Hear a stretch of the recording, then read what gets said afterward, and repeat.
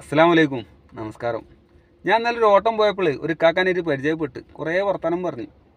ആ വർത്തമാനത്തിൻ്റെ ഇടയിൽ ഞാൻ ചോദിച്ചു, എല്ലാ കാക്ക റിട്ടയർഡ് ആവാനായില്ലെന്ന് ചോദിച്ചു. ആൾക്കൊരു 10-28 വയസ്സുണ്ട്. അപ്പോൾ എന്നോട് പറഞ്ഞു, പൊന്നു മോനെ ഞാൻ റിട്ടയർമെൻറ്റ് കഴിഞ്ഞാണ്.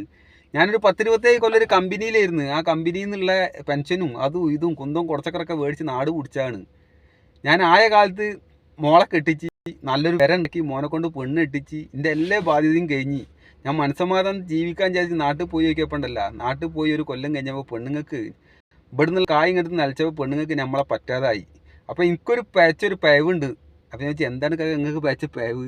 ഞാൻ ആയ കാലത്ത് എൻ്റെ പെണ്ണുങ്ങളെ പേരിൽ സ്വത്തും മൂലം എഴുതി കൊടുത്ത്. അപ്പോൾ പിന്നെ ഞാൻ പീഡിയക്കൊലയുമ്പോൾ പോയി എന്തായാലും കെടുക്കേണ്ടി വരും. അവരും മക്കളൊക്കെ എന്നെ തള്ളി പറഞ്ഞ കോലായി. അപ്പോൾ അതുകൊണ്ട് എന്ത് ചെയ്ത് തിരിച്ചിങ്ങോട്ട് കയറിയതാണ്. ഇവിടെ കൊണ്ട് ജീവൻ പോയി ഇങ്ങോട്ട് പോകണം, കുഴപ്പമില്ലല്ലോ എന്ന് ചേച്ചി ഇങ്ങോട്ട് കയറിയാണ്. അപ്പോൾ ഇങ്ങനത്തെ ഒക്കെ പരിപാടി കെട്ടിയ ആൾക്കാർ ശ്രദ്ധിച്ചുകൊണ്ടില്ല, നമ്മളെ കാര്യം കഴിഞ്ഞിട്ട് ബാക്കി മതിയിട്ടാ.